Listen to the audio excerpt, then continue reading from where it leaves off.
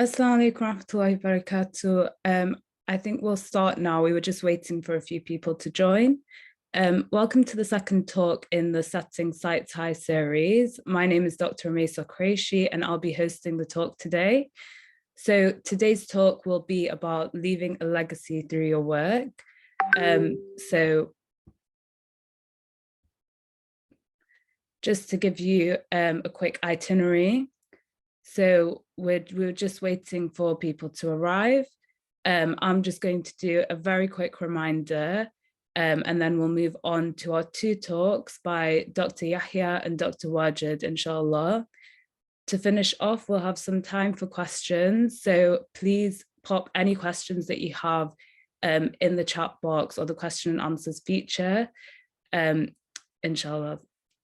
So let me just check. Okay.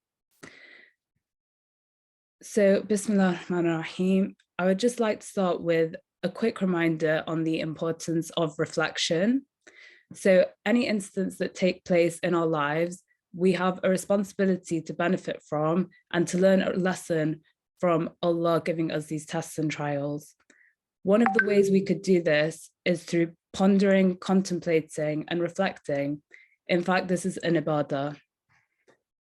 The concept is referred to in the Quran as at-tafakkur, to ponder and to reflect. In Surah Ali Imran, ayah 191, Allah subhanahu wa ta'ala describes the people who enter paradise as those who remember Allah standing, sitting, and lying down on their sides and think deeply or contemplate or reflect about the creation of the heavens and the earth, saying, "Our Lord, you have not created all this without purpose. Glory to you." This is the importance of at-tafakkur, pondering. Within the medical profession, we have many opportunities to reflect. And in fact, for some of us, it's a part of our curriculum at university. It's important to actively reflect in all aspects of our lives in order to keep constantly improving. This can be very simple, such as a few minutes after having a conversation with a patient.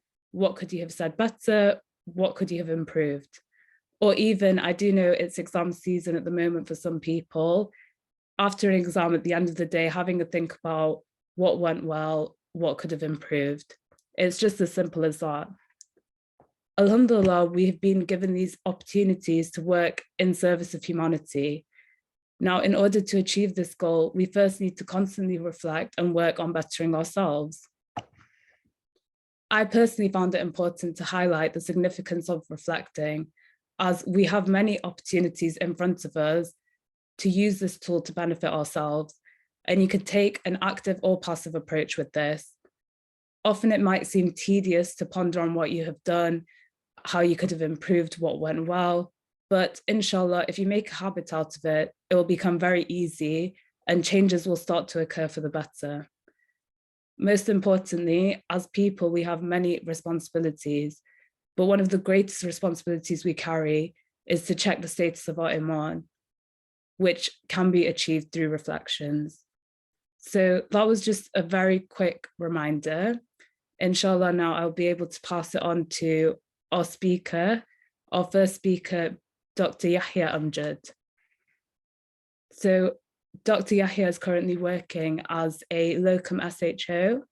He attended medical school at Cardiff University, and he's also done a postgraduate certificate in medical education and a master's in humanities.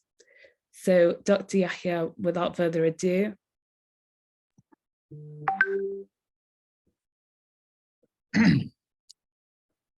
Jazakallahu khaira, Rumaisa, for the reminder on tafakkur. It's one of those forgotten acts of worship.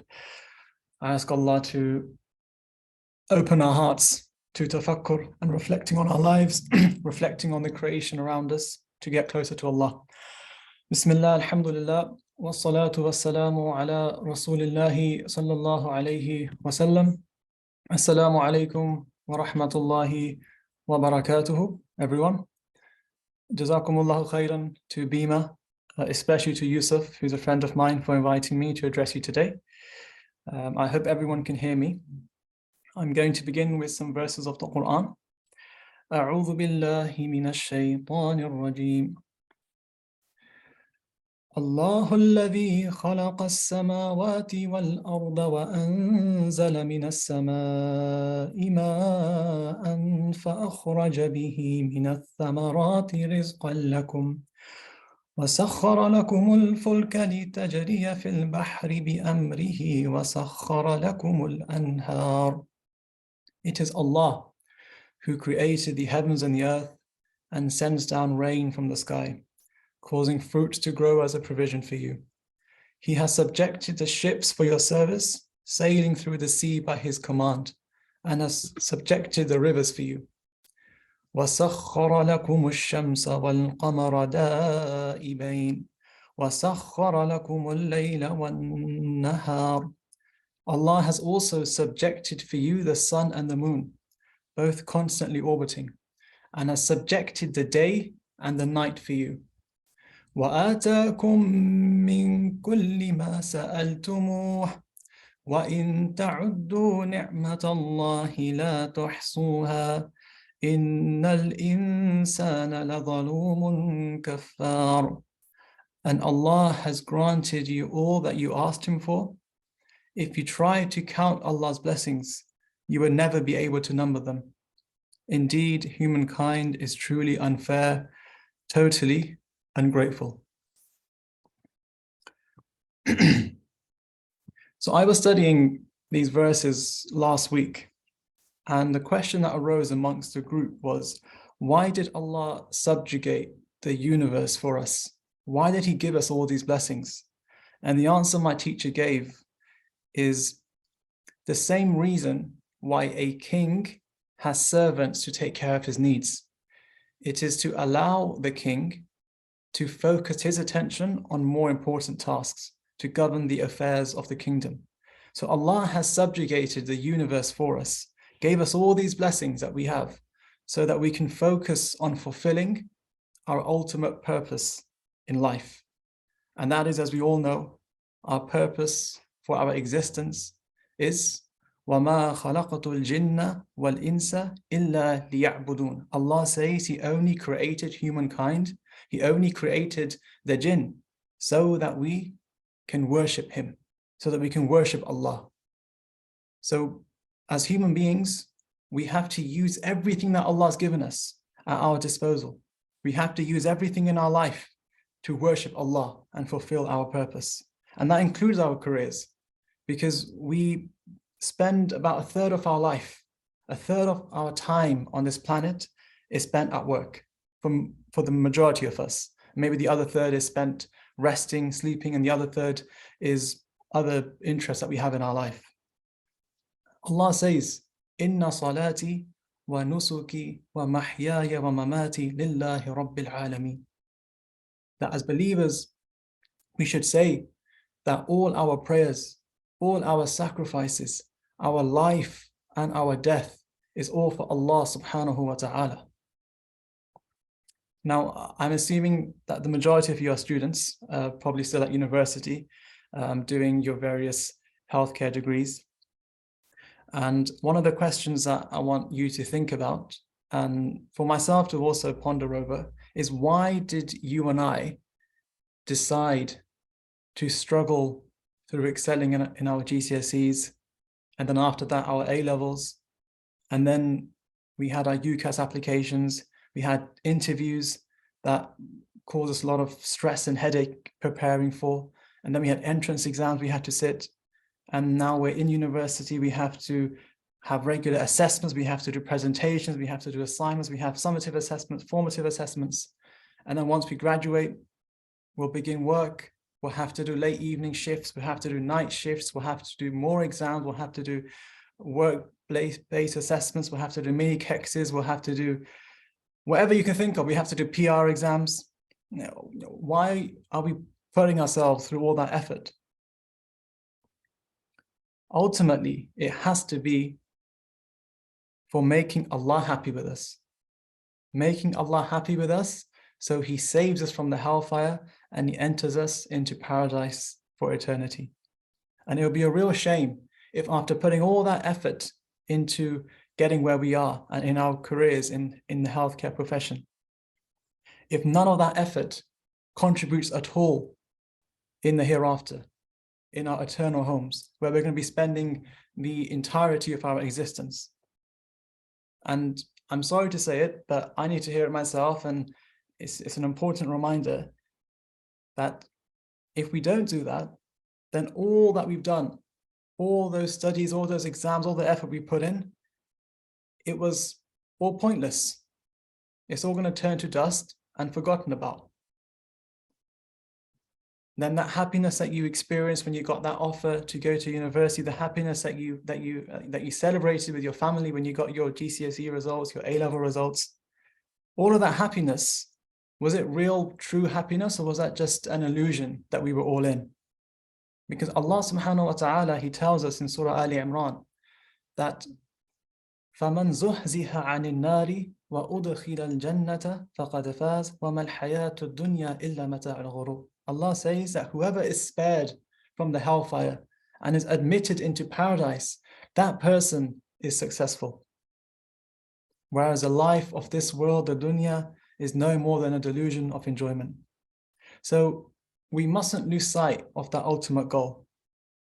And we must use our careers that we've invested so much time and effort into to achieve that end which is the pleasure of Allah, that is paradise.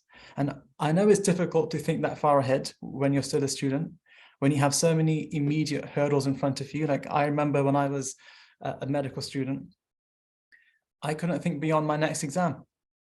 I couldn't think beyond my next assignment. And I felt at the time that I'm probably not going to even pass the year. I might have to resit. I might be kicked off the course. You have so many worries on your mind at the time that you're unable to look past that.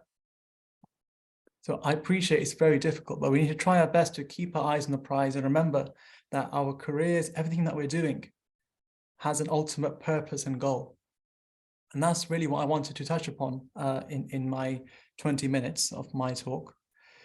And I hope by the end of it, I'll give you some practical advice as well of how we can make sure that our careers are contributing to our hereafter and that we can maximize it by being the best as we possibly can, be the best version of ourselves. Because when we look around the world, we watch the news, I'm sure you'll agree with me that the majority of what we see is pain and suffering. At the moment, it's winter. And I'm sure you've seen the images of the Syrian refugee children sleeping on the wet, damp, muddy floors, not wearing any socks, no opportunities for any education, no future. And then there is us, huge disparity. We're living the life that they cannot even begin to imagine. All the worries that's on their mind, worry about food, security, shelter, money for medicine, that's of no concern to us. On top of that, we're so privileged that we are few in society who have been able to get admission into our respective healthcare degrees, these respected professions. And it makes me think, and I'm sure it makes you think the same, what are we going to do with all of that? Are we going to live mediocre lives, having a nice house, getting a mortgage, having a few children, going to private schools, and then going to Dubai every year on a holiday? Is that what we're aspiring for? Having been given all these blessings and privilege? I really hope that's not the case. Allah has blessed us with so much privilege that we can do much more. And He wants us to do much more. Remember that Allah is Al-Adl. He's the most just. And we're not going to be asked the same questions as those Syrian refugees or the poor people in the subcontinent. Our questions that we're going to be asked on the Day of Judgment are going to be based on the cards that we were dealt with, based on our scenario, based on our opportunities. What did we do with all of those blessings that Allah gave us? So now I made a list of 5 ideas, five things for you to think about in order to help you be that best version of yourself and to ensure that your studies and my studies and our careers, they contribute to our hereafter, so that we can fulfill our ultimate purpose using our careers to worship Allah subhanahu wa ta'ala. So the first of those 5 points is ihsan. Do your work with ihsan. Do it with excellence. Why? Because the Prophet sallallahu alaihi wasallam said that inna Allah muhsinun wa yuhibbul ihsan. That Allah, He is muhsin, and Allah loves ihsan. Allah loves to see His slaves perfecting things. Allah yuhibbul muhsinin. Allah loves those who perfect their actions. And this excellence that I'm speaking about is not only towards Allah in our acts of worship, rather it's excellent towards people. And that is our job. Our job is to interact with people on a day-to-day basis. So going beyond the bare minimum. So if you're a doctor, then be the best possible doctor that you can be. If you're a husband, if you're a wife, if you're a driver, be the best possible driver, be the best husband, be the best wife. If you're a neighbor, be the best possible neighbor. And you can imagine if every single Muslim in the world was operating at their best, then people would be amazed at the sight of a Muslim. And this is how we would impact the world. We impact the world by impacting that circle that surrounds us, those who we have influence over, those who we are interacting with on a day-to-day basis. So that's my first point, is make yourself known to the people through your elite Islamic ethics that we have. And as a result, you will make yourself known to Allah in the heavens. And remember that inna Allah muhsinun wa yuhibbul ihsan. That Allah, He is muhsin, and He loves to see His slaves acting with ihsan. So that's a motivation for us all to be the best at every moment in our lives, in everything that we engage in, including our careers. And that's the first point. The second point is our intentions. Try and connect all your intentions, try and connect all your actions to the hereafter, to Allah. I remember when I was a student, and I still do this today, on my walk to university or on my walk to work, I would go through in my mind a list of reasons for why I'm about to engage in this action. And for me, whenever I would go to university, my list of 4 things that I would tell myself every day, number 1 was, I'm doing this, I'm going to build my hereafter by, number 1, making my parents happy. I know that my parents will be happy if I graduate in this profession. Number 2 was, I want to be able to earn a halal income through my studies, through my job, so I can fulfill the Islamic role of a husband, of a father. Number 3 was, I used to always recall the verse in Surah Ma'idah, وَمَنْ أَحْيَاهَا فَكَأَنَّمَا أَحْيَا النَّاسَ جَمِيعًا. That the one who saves a life, it is as if though he saved the whole of mankind. So I would tell myself that I'm doing this in order to save the whole of mankind and achieve this great rank in front of Allah. And number 4, it was in order to get a job and earn money so I can give in charity to those needy causes. So I would always tell myself these 4 reasons as I was walking to university, walking to work. And the benefit that I found from doing this was that it gave me motivation. It helps when you're going through the difficult times, when you're feeling tired, when your exams are challenging, when your shifts are extremely long. When you remind yourself of the reasons why you're doing it, then it becomes a motivation and it helps you get through. And it makes you realize that the journey, the difficult journey, was worth it, because the end goal is Allah's pleasure. I remember when I was younger, my family would always take me to Pakistan every school holiday. And I loved it there. I really enjoyed myself. But I really disliked planes. I'd feel sick on the plane. And in those days, I remember we would travel by PIA. It wasn't a great airline. I would never travel on that airline again. But those 7 hours of the smell, the sickness, the noise, it was all worth it, because I always had my eyes on the destination. I'd be sat on the plane watching as the time is ticking down on the time to destination.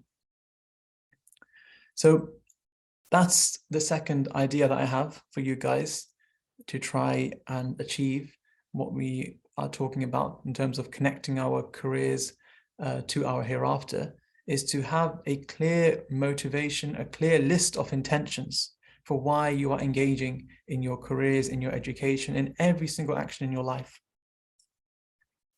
Number 3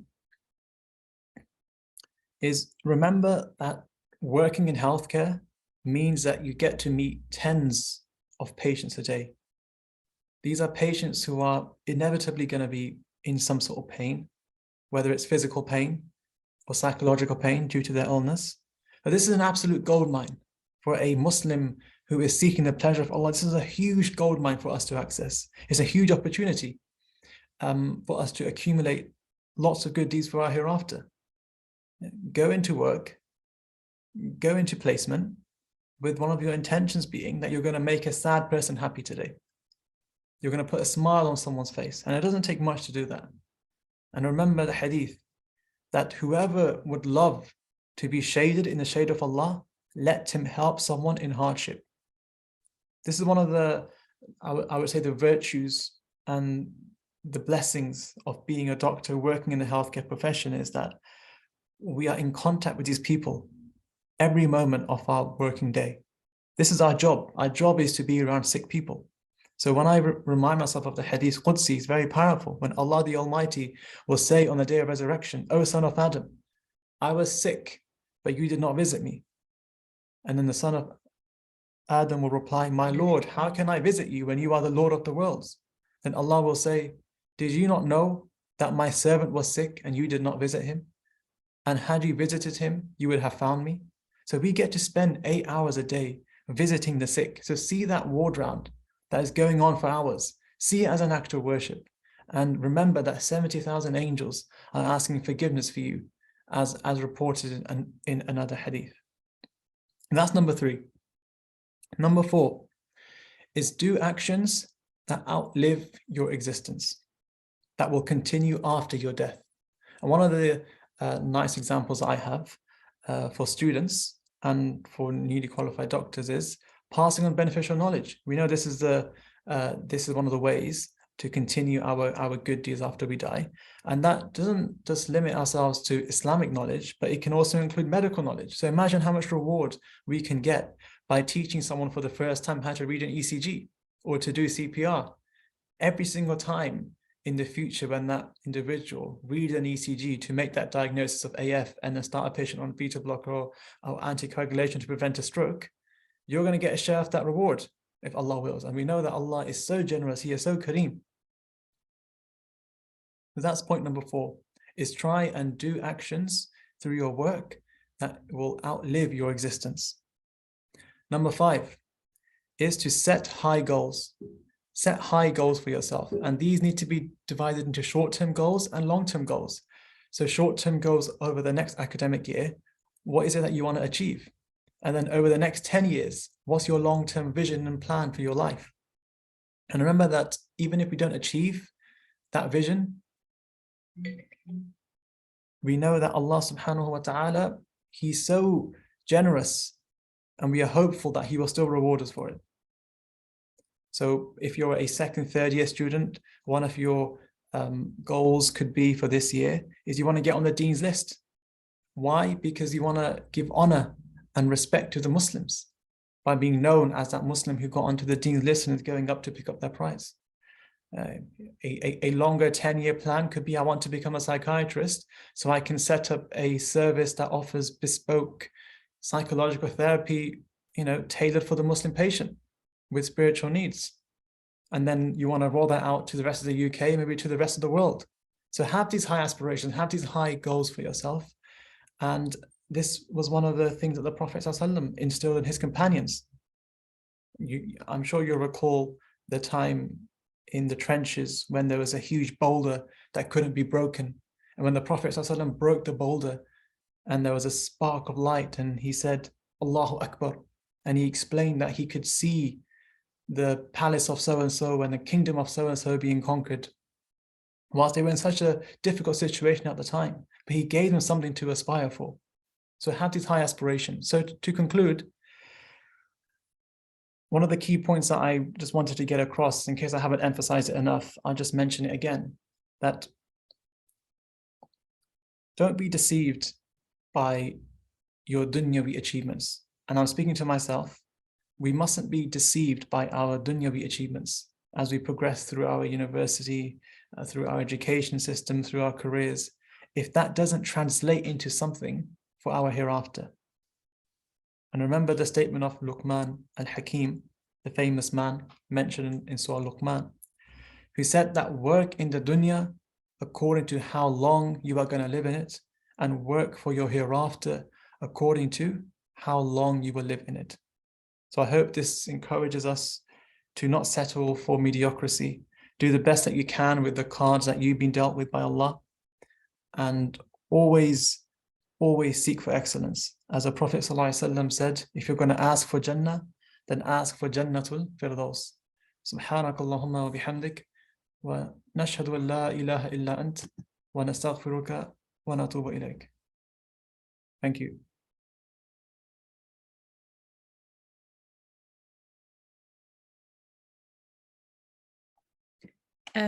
Jazakallah, Dr. Yahya. That was a very interesting reflection for myself personally as a newly qualified doctor, and the examples you gave were really good to try to ground the thinking into how we can use the Islamic knowledge and alongside our lifestyle. Now, just because I'm quite wary of time, we do have a question, but we'll save the questions till the end, inshallah, but keep posting your questions. We'll move on now. Dr. Wajid Akhter is going to do his talk. Now, Dr. Akhter is a GP principal in Essex and a medical tutor in social media and medicine and history of medicine at Barts and the London Medical School. He's also held roles as, it's quite a long list, mashallah, Assistant Secretary General, MCB, International Director, FIMA Lifesavers. He's also the founder of Charity Week for Orphans and Children in Need and the co-founder of the Islamic History Channel. So now I'll pass it on to Dr. Akhter. Assalamu alaikum wa rahmatullahi wa barakatuh. Just checking, can you hear me, Sister Rameisa? Yes, we can hear you. Perfect. Alhamdulillah Rabbil Alameen wa salatu wa salam wa ashrafil anbiya wa mursalin nabiyina Muhammad wa ala alihi wa sahbihi wa sallam wa alayhi tasliman jami'an kathira. Thank you so much for giving me a chance to speak. And to be honest, I don't think I need to say anything because Dr. Yahya gave an excellent speech and covered all the points that you would need to build a legacy. So I guess I'm going to try to do something slightly different. I'm going to talk to you about what's going to stop you from building a legacy, rather than why you should build one, because I think Dr. Yahya covered that very thoroughly and gave a lot of good examples, but what will stop you from building a legacy? So firstly, the first thing, before we even begin, there's three things I want to cover, but before we do that, the number one thing that stops people from building a legacy is that they don't feel the need to build one. You know the people who want to build a legacy, right? They're the people who are always hustling. They're the people who are always trying to do something. They've got places to go, things to do. And you know the people who aren't, right? They're the ones who are chilling, who've got all the time in the world, who can easily spend 3 hours, on video games and another 3 hours on Instagram, and then they're always like, hey, let's go out. What for? What for? Nothing. Let's just go out. Just relax. There's nothing. There's no sense of urgency in their time or in their efforts. So you can tell the difference between them straight away. And we know that our Prophet ﷺ was like the first one group. If you don't know, you should know that the Prophet ﷺ, when he used to walk at an angle. The description they gave was that the Prophet ﷺ used to walk like a man walking up a mountain. So leaning at an angle. Why? Because he was always on the go. He had things to do, places to go to, people to see. He had a mission to achieve. So the first thing you need is you need to have a vision. Without a vision, you have no need to create a legacy. And let's be honest, 99.9% of the ummah is not going to try to create a legacy. Most of the people you know are not trying to create a legacy. They're going to, you can map out their lives right now. Degree, job, marriage, more jobs, children, more job, retirement, traveling, death. Nauzubillah. It's fairly straightforward. And there's nothing wrong with that. You know, you're praying your 5 prayers, mashallah, you're giving your zakat, you're doing all that. I'm not looking down, but that isn't a legacy-rich life. You leave the bare minimum legacy. And remember that the issue around legacy, right, is around people. When we talk about legacy, we remember Sadaqah Jariyah, we remember the hadith of the Prophet ﷺ around Sadaqah Jariyah. And what 3 things did he mention? He mentioned that people who leave knowledge, not just leaving knowledge behind, knowledge that people benefit from. Or a child that prays for you. Or a beneficial thing like a well or something that people benefit from afterwards. So it's always the people that make the difference. My brothers, my sisters, if you want a legacy, the first thing you need, number 1, is you need a vision. But what's going to stop you from getting a vision? The things that will stop you from having a vision is being uninformed. Ignorance is bliss. How many people go on holiday and they don't see the poverty in the countries they go to? I know many friends, they've been to, they go to Pakistan, they go to Bangladesh, and when you ask them how is it, it's always like, oh, it's great, bro. There's like this, you know, there's a place where you could go for shawarma. There's another place that you could go get Chinese food. And then we did this and we did that and we did that. I never hear from their mouth that we live, that, you know, we come from a country that has abject poverty, that you know, people are starving to death, that in Pakistan, 5% of all adults, 5%, that's 1 in 20, are addicted to one drug, heroin. That's it. I'm not talking about all the drugs out there, just one drug. That in Bangladesh, Dhaka, the capital city, is surrounded by 4 mini cities that are just for prostitution, because prostitution is legal in Bangladesh. They don't talk about any of that. You don't hear it. What do you hear? Bro, I went, mashallah, it was great, it was lovely. And only the good stuff, and your eyes are blinkered. If you want to leave a legacy, you need to have a vision. You need to have a fire burning inside you that is telling you that something is wrong and it needs to be fixed. That there is injustice and it needs to be rectified. That there are people who are in need and they need to be helped. That there are people who are not aware of Islam and they need to be aware. If you don't have that burning feeling inside you, then you are not going to leave a legacy. You're going to live your life and you're going to leave as little an impact and as little a ripple as possible. You will be, the minute you go, honestly, I'll tell you right now, not one person you work with, not one will turn up to your funeral. I've been to many. I have never seen someone who is a work colleague turn up to somebody else's funeral. It just doesn't happen. They don't do it. Because you're replaceable and you are replaced. And most of your friends don't come. Only your best friends who happen to live close by will come. And now we live so far apart, most of your family, your extended family doesn't get to come. So the ripple we leave through life is very, very minimal. People move on and you become a memory. Unless you have a burning desire to change something, to do something, you will not leave a legacy. You need a vision. And everyone can do something. Some people, they want to help through charity. Others want to help by leaving knowledge. Others want to help by giving dawah. Others want to help by improving the health of the world or the Muslim community. Whatever it may be, you need a vision. But what's going to stop you having a vision? It's not being aware that these things are needed. Not letting that fire build up inside you, that desire, that hunger. If you guys haven't watched it, and this is on Netflix, is a very good documentary about Michael Jordan. It's called The Last Dance. Watch it. I'm telling you, watch it. As a Muslim, watch it. Watch someone. The thing that comes across is this guy's insatiable appetite for victory. He is not going to let anything get in his way. He doesn't care if he means to be mean. He doesn't care if he means to be nasty. He doesn't care if people hate him. He wants to be the best, and he wants everyone around him to be the best.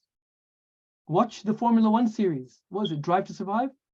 What do these guys have? They're running at like 100 miles an hour, and they're fighting just to get over here. They're already millionaires and they're famous. They could just take it easy now, but no. They want to go for the best. They're fighting it out, and they're so stressed and they're so anxious. Why? They need to get to the top.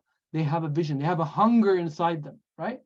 They're not content with being at the bottom of the table. They're driving to get to the top. And if there's a second place, it eats at them. They hate it. You need that. If you don't have that for anything, then go find it. All the Sahabas that they had that in common, right? What does Abu Hurairah anhu and Umar anhu have in common? They're very different people. One became Muslim in Mecca, and the other became Muslim in Medina towards the end. One specialized in hadith, and the other was a leader. And they had very different temperament. But what did they have in common? They specialized in something. They had a goal. You think Umar anhu didn't want to give hadith and to memorize hadith and to narrate from the Prophet ﷺ? Do you think he didn't want to be a mufassir of the Quran? Do you think Khalid ibn Walid anhu didn't want to sit with the Prophet ﷺ and learn from him and write down the wahi? Why not? They had their different areas. Everyone that you know of, every major Sahaba, had an area they specialized in. That's why you know them, because they specialize in an area. When you specialize in an area, you have to make a commitment. And what does a commitment mean? Let me, okay, you know what? Forget everything. Let's talk about marriage, because that's what, like, if you're young and you're not married, then this is suddenly your ears are like, you're awake. You're like, what? Marriage, what's going on? Who's talking about marriage? I'm talking about marriage. Okay?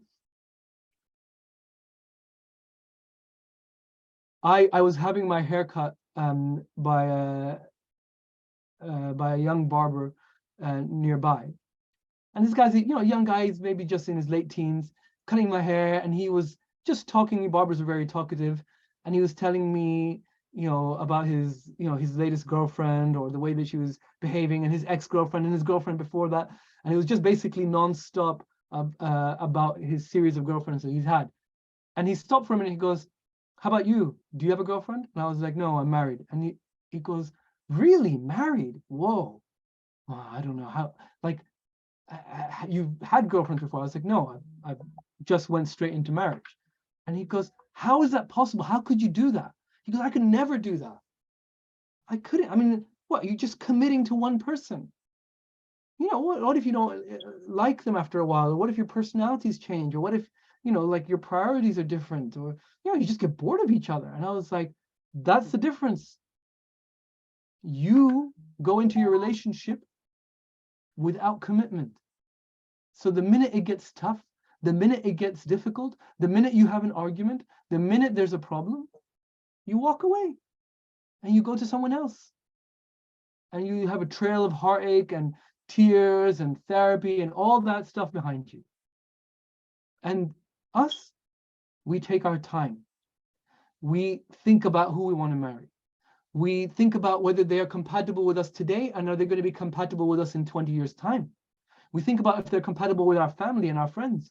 We think about whether they're compatible with our goals. We also think about whether this is someone who's going to be good for my career, my deen, my dunya, and my akhirah. We think about it on multiple levels. We take time, and then when we make our decision, we commit to it. We're in. There's no going out. we're committed to this person. If we have a fight, that's fine. We fight, but we're still married. If we're going to disagree, no problem, but we're going to come back to we're still married. This is the difference. And the difference between your method is that you have a trail of broken hearts and depressed nights and kids that you don't know and all sorts of things and diseases and having to keep going to the sexual health clinic to get yourself tested because you don't trust each other. And we leave a legacy. We have kids. We have a family. We have a home. We have happiness and peace. That's the theory anyway. That's exactly the same with having a vision. If you don't commit to a vision, then you're going to be like that guy. You're going to be moving around from 100 different projects. And most people who are very, very, good Muslims and who are very active Muslims, most of them end up like this. They just move around doing lots of different things, and in the end, there's really nothing to show for it. But if you commit to something, if you say, you know what, I want to be the Muslim expert on smoking. That's it.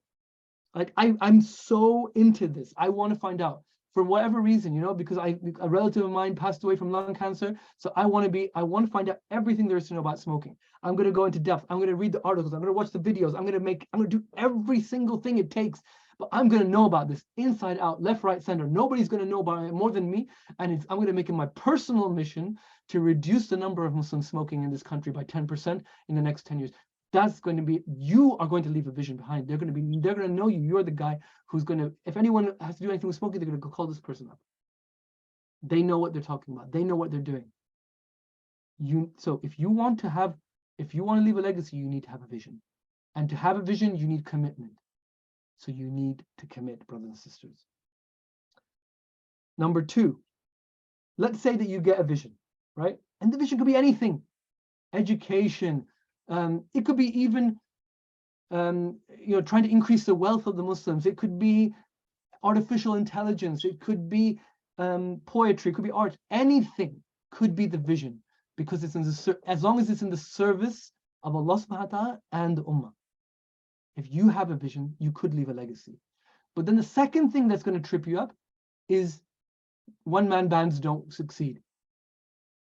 One person on their own, there is literally no example in Islamic history where we had any big problem and one guy rocked up on his own and saved the day, and that's it. No team, no nobody. Everyone, even the big imams, Imam Abu Hanifa and Imam Malik, had their students who spread their teachings. Everyone needs someone. From Salah ad-Din to Muhammad Fatih, they had an army. They didn't work on their own. You need a team. So you've got a vision now, you need a team to build that vision. Because on your own, it's not going to work. You're going to get busy, you're going to get tired, you're going to get married, you're going to get dead. There are lots of things that will happen, nauzubillah, to you, which means that the vision goes. So your legacy goes, right? I go back to marriage.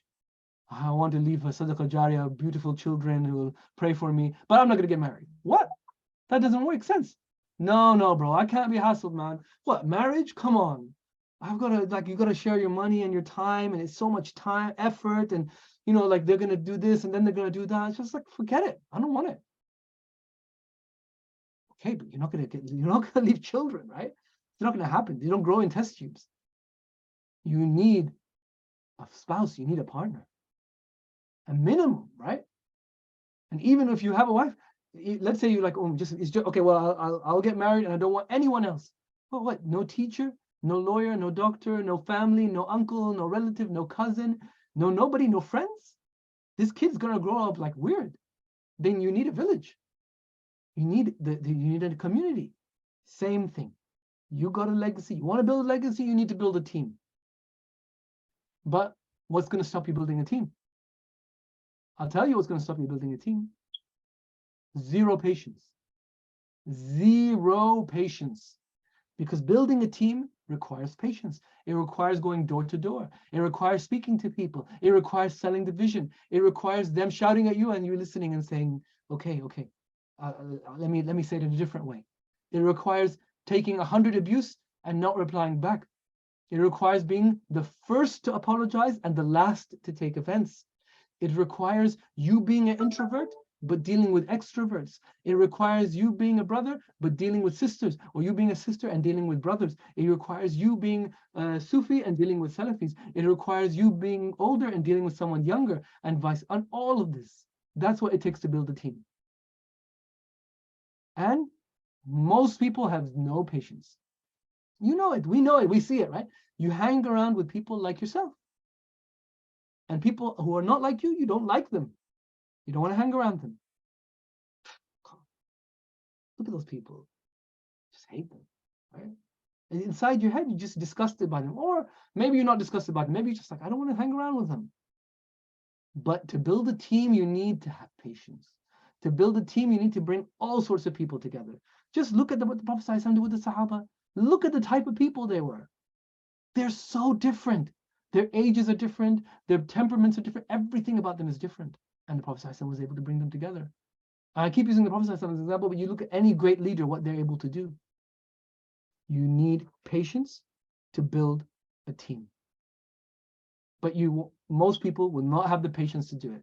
And I mean patience. Everyone here is thinking, oh, I've got patience, I've got patience. No, you don't. I guarantee you don't.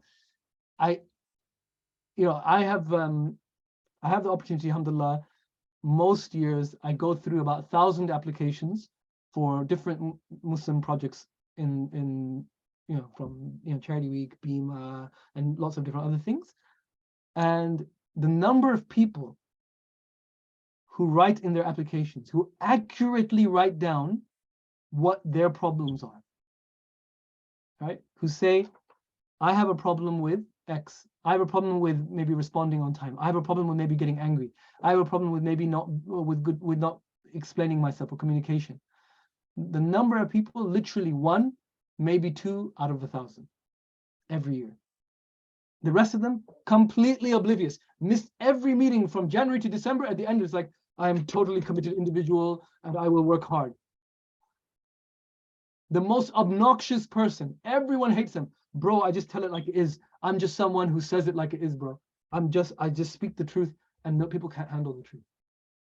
This is what you see. Third thing, because my time is nearly up. So let's say you do get a vision.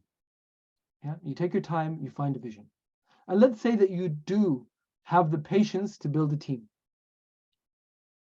The third thing that will trip you up is you need to put in the hours. You need to sweat blood. It requires sacrifice. Something has to give, right? You can't have a vision and have Instagram. Let's be honest. I don't know anyone on Instagram, unless their vision is to build their Instagram profile, that has a real vision in life, or on TikTok. Because those two things are mutually incompatible with each other. Wasting your time, constantly wasting your time, and sharing your thoughts on there. Your thoughts are so cheap. Honestly, like, it disgusts me, the idea of putting my thoughts on social media. Why? Because it feels like it's like writing something and then throwing it in the street and just waiting for whoever is there to pick it up and read it and then chuck it, throw it away as well. It literally disappears before your eyes. It's like there's like, cute baby pictures and cat pictures and someone's holiday and everything, and your what your words are just gone. Even you do not remember what you posted yesterday. Why would anyone else remember? Your words are so cheap, your thoughts are so cheap, your time is so cheap. If I have something to say, I'm going to write in an article. I'm going to publish it on a website. And it'll still be there 10 years later, and somebody will still say, hey, I found this was useful. That's sadaqah jariyah. This kind of rubbish, taking a picture or showing your holiday, this only invites the evil eye on you, and it wastes your time, and your holidays pictures are disappearing anyway. Nobody knows it, and nobody cares, and nobody remembers, except to do hasad on you. Anyway, I honestly think you need to sacrifice. You need to sacrifice the video games. Bros, you need to sacrifice going to the gym. Yes, I do it for health. Nobody does it for health, okay? Nobody does gym for the health. I'm generalizing here, but we know what people do, because there's nothing in medicine that says that wearing a tight t-shirt is going to make you healthier. We all know why people go to the gym, because they want to get these gains, and they want those videos, and then they want to get the right girl. Let's be honest.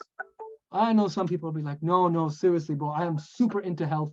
And I'm so health conscious. MashaAllah, brothers. If there are those out there, like, please forgive me. But most of us, we know why we're doing it. Right? Same, sisters, with so many other things. Something has to be sacrificed. It has to be. And even if let's say it's not, maybe it's just me. I'm an old cranky man and I'm against social media or the gym or video games. Let's say I'm wrong on all those points. Something has to be sacrificed. You can't go to meet your friends every time and also have a legacy. You can't couch for 3 hours on a barbecue on a Sunday and have a legacy. You can't go to sleep at 9 and wake 9 p.m. and wake up at 9 a.m. and have a legacy. Things have to be sacrificed. You may need to sleep a little bit later. You need to maybe you need to wake up a bit earlier. You may need to sacrifice time with your friends. You may need to say no to things. Something has to be sacrificed in order for you to leave your legacy. One of the most famous students of Imam Malik, he was, this is before he was famous. He was sitting with Imam Malik in Medina, and all the class was sitting there. And you guys know the story. An elephant came to town. An elephant, right? I mean, honestly, if an elephant was walking outside my window right now, I would leave this webinar and I'd be like, guys, I just need 5 minutes, right? Because there's an elephant outside my window. I want to go look at it. And imagine back then, we've seen pictures of elephants, we've seen videos of elephants, they've never even seen a picture or a video, they never know what in the world is this thing. This elephant is right here, walking through the streets of Medina. Everyone left. And Imam Malik turned around to him and said, what about you?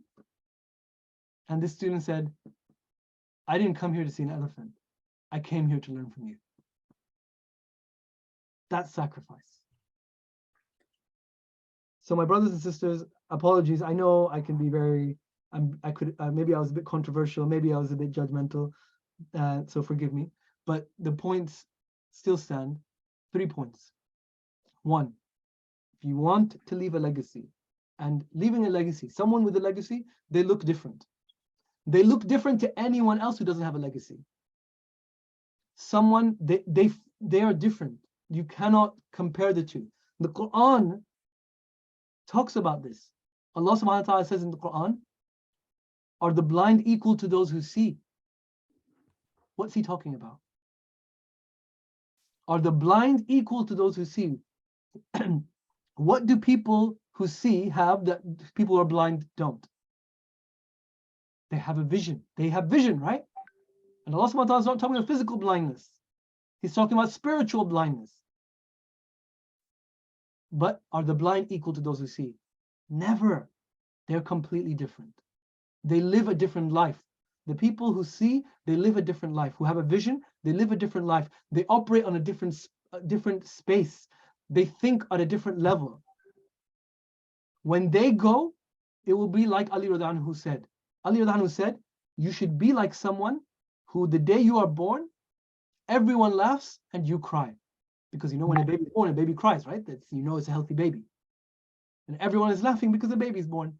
And when you die, everyone cries and you laugh because you're meeting Allah subhanahu wa ta'ala after you've done good your entire life. You've left a legacy. And everyone cries because they lost someone who built a legacy. Be like that. And to do that, number 1, have a vision. Number 2, and for that, you need commitment. You need to commit to something and stick to it like a marriage. Number 2, you must have a team. And to do that, you must have patience. Patience like you've never had patience before.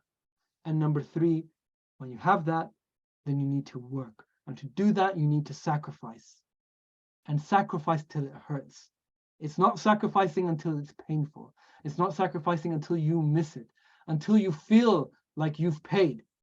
Because when you have, inshallah, you will leave a legacy worth remembering. Jazakallah khair.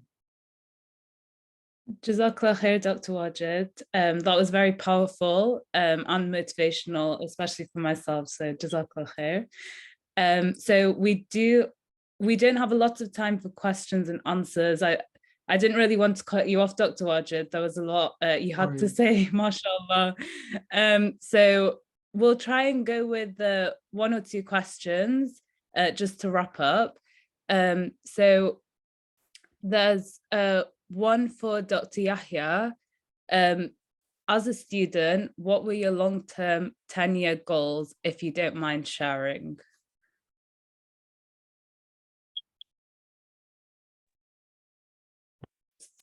Oh.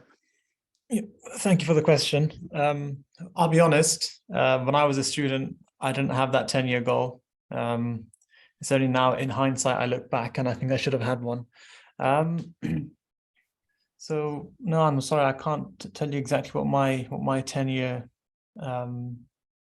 goal was as a student, but as you go through medical school, you're still trying to find that path, aren't you? So you're not always sure where your career is going to take you. You're not sure which speciality you're going to go in. So your goal doesn't have to be very specific. It can be a little bit more general if you're unsure at that stage in your life, and it doesn't have to be career related either. Although I use the example of your career, but your goals can be outside of your career. Your goal, at medical school could also be to memorize the Quran, and you can make a 10-year plan for that and make steps, put things in place to help you achieve that. Okay, Jazakallah khair. So just another question we've got.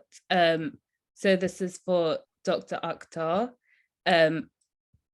I found it interesting when you talked about sacrifice. I feel like as a medical student, a lot of times end up being sacrificed, like family time and your own well-being, which also isn't healthy. How do you think we can balance building this legacy without giving up on other things that are important in your life? Thank you. Jazakallah. It's a very good point. So let me tell you, like, what does balance mean, right? Balance means that you have to, let's say I'm juggling 3 balls, right? So I'm balancing these 3 balls in the air. So that means I'm keeping all 3 of them at some point in the air. What does shaitan tell us balancing is? Shaitan tells us that balancing is taking the ball and throwing one of them away, right? That's not balancing anything. That's just taking, like, let's say there's a Islamic ball, there's a family ball, there's a career ball, right? And it's shaitan will tell you, well, you don't have time for the Islamic work, so just throw that away. That doesn't make any sense. That's not balance. Balance means that sometimes it's not that everything is going to be 33%, 33%, 33%. Sometimes close to your finals, your medical school work will be taking priority and everything else will be a lot less. Maybe 5% family, maybe 1% Islamic work, right? But at other times, summer holidays, the Islamic work will be much higher and family will be much higher. So balance means balance is not a destination. It is the journey. That's the point. When you realize that, you become much more relaxed in life. So balance is not the destination, it is the journey. It is normal in medical school that you will spend more time on your exams and your studies. That is normal. But you also need to find time, and this is where the efficiency comes in. You need to find time for your family, right? Because you're only going to get less time with your family as life goes on. You also need to find time for the Islamic work, because if you leave it for later, you might not get it later. This is the time where you have the most productivity, the most influence, the most number of people that you get in touch with. So what I would say is that the aim is not to try and achieve exactitude between all of them. The aim is to live a balanced life. And living a balanced life means that you need to be organized and you have to prioritize things. So, when I was in hospital, on my to-do list, I wouldn't just have my check bloods on patient in bed 1 or discharge patient in bed 2. I would have my prayers. It's on my to-do list. Similarly, I write I have a bullet journal, so I write down my to-do list, on a daily basis. And there's one for different projects, but there's one for family, and there's one for career, and there's one for this, and there's one for that. And it's always there so that they're not forgotten. And it may be that there's something that's more on one side and more one day, maybe less another, and then you correct it. But it's important to look after yourself. I'm not saying to burn yourself out, but that's what shaitan will say. They say you burn yourself out, so don't do anything Islamic.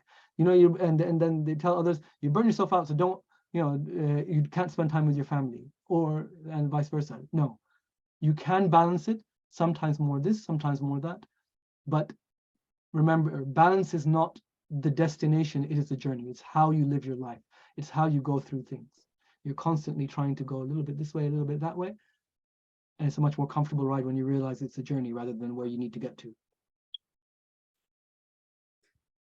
Jazakallah khairan for that response. So I know we've gone a bit over, but just on to our final note, really. Assalamu alaikum, everyone. I'm Nusrat, and Jazakallah khair, Dr. Wajid and Dr. Yahya, for an amazing talk. We have a lot of reflecting to do after this. Now, on the topic of leaving a legacy, we have sBIMA recruitment deadline coming up, which is this Sunday. Individually, you have skills picked up from many different experiences, whether it's ISOC, any football teams, netball teams. So imagine having the platform to come together, collaborate with one another, and work towards a common project. Well, you don't have to imagine. Please apply to a student team, and inshallah, you'll have many opportunities to do so. The student team is honestly an amazing place to be, and I urge you all to consider applying. Everyone in the team is able to leave saying they have gained or developed many skills, and they have benefited to the local community and networked with amazing people. And if your skills are better suited to another team in sBIMA, please do apply, as all teams are open to students. I hope within this 1 minute, I was able to encourage you all to apply, and all the relevant links will be in the chat. And one last reminder that the deadline is on Sunday. I'll pass it back to Rumaisa. Jazakallah khairan. And just going back to one of our previous points about balancing and doing things like this, I think sometimes it might be daunting to commit to such a project or doing something like this for a year, but alhamdulillah, with the right intention, these things are very easy to work around. And for example, I have a night shift now, but I was able to join this talk, alhamdulillah, and learn a lot before my shift. So when you have the correct niyyah, then Allah makes it easy for you to balance all of your commitments, alhamdulillah. Okay, Jazakallah khair, everyone. Sorry we couldn't answer all of your questions, but luckily we have another part of the series. So the third part of the series of setting sights high, using your unique skills, passions, and knowledge to serve beyond medicine. So please come and join us again. Ask all your questions again, and inshallah, we'll get some time to go through it all. Jazakallah khairan, everyone. And again, jazakallah to our speakers for giving us some very insightful talks.